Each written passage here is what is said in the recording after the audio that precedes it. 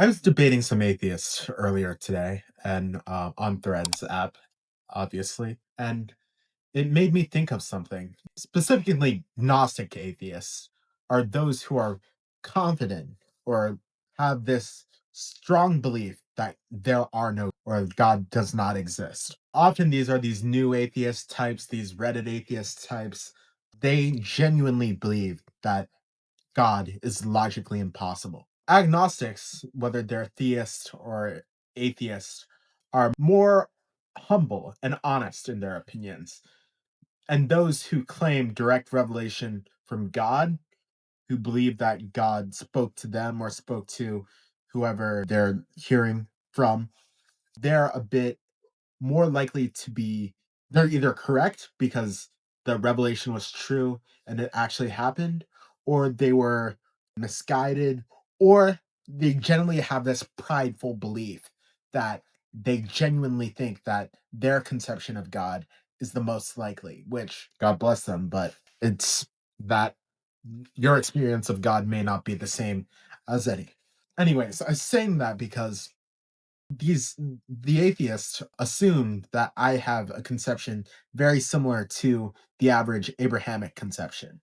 And obviously, not even all Abrahamic conceptions of God are the same. For example, you have Unitarians, you have Catholics, you have Assemblies of God or low church evangelical Protestants, you have Anglicans, you have several people, you have even Mormons who believe in a more polytheistic aspect of God. In addition to that, you have Zoroastrians who believe in a dualistic nature of God, a good God and an evil God. You got Gnostic Christians, not the lowercase g, the capital case G, who genuinely believe that there is a higher God, Sophia, and a lower God, the demiurge. So many conceptions of God are so different and within monotheistic traditions that it's difficult to get an exact conception of God. Now, I could tell you what the Catholic conception of God is, but I will talk to you about my own personal conception of what God is in a both minimalist hedging way and what I actually believe. All right. So, at the bare minimum, God is an absolute monarch of a country or a dictator. He is more powerful than everyone in the room. He's more powerful than anyone individually.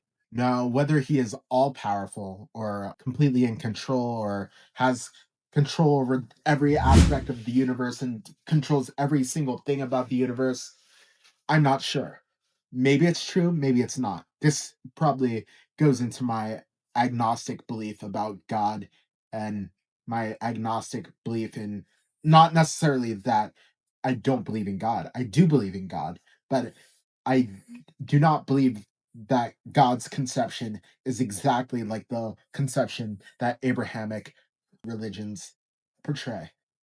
Although I do accept the teachings of the church. Anyways, but my personal belief about God, he's the most powerful thing, the most powerful conception of creation.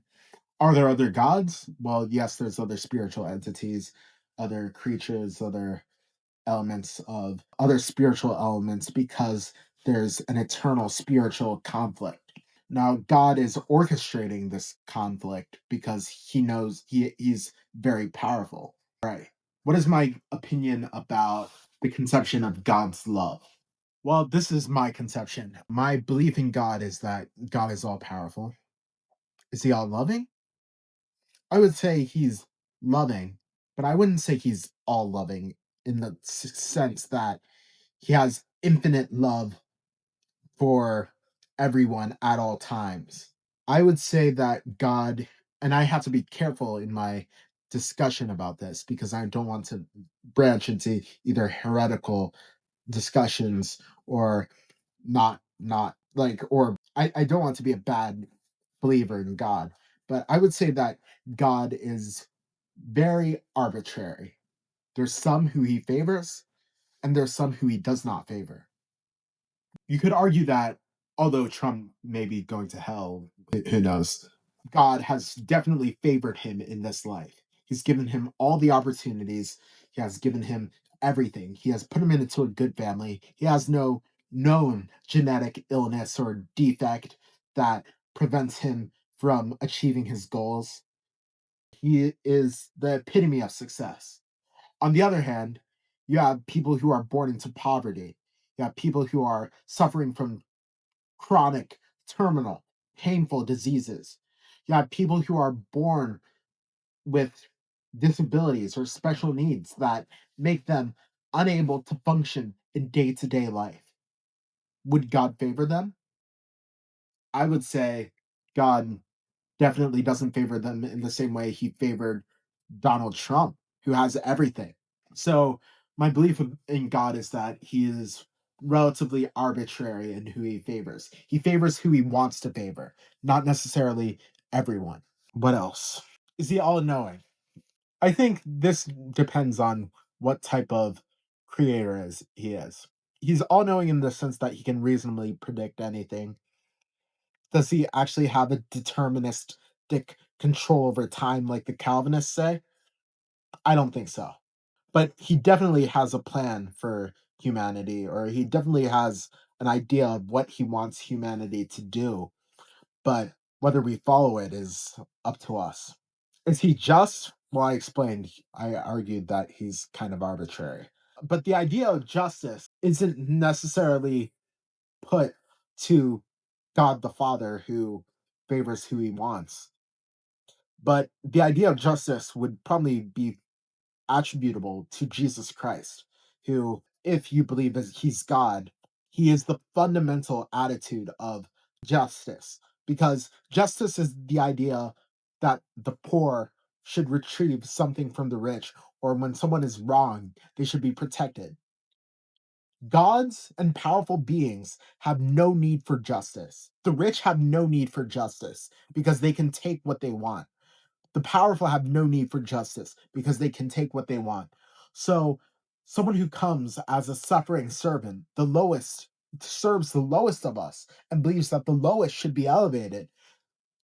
If Jesus is God, then I would say God is just. What else? I can't think of anything else, but I would like to close with saying this. The attitude of God, the mind of God, is fundamentally unknowable. We cannot know the mind of God any more than we can know about what happened before the beginning of the universe or what will happen after its end. It's knowing things about God is either through direct revelation, God speaking to you and with you and moving through you, or is done through the acts of God that he directly chooses to intervene. That's all. Thank you.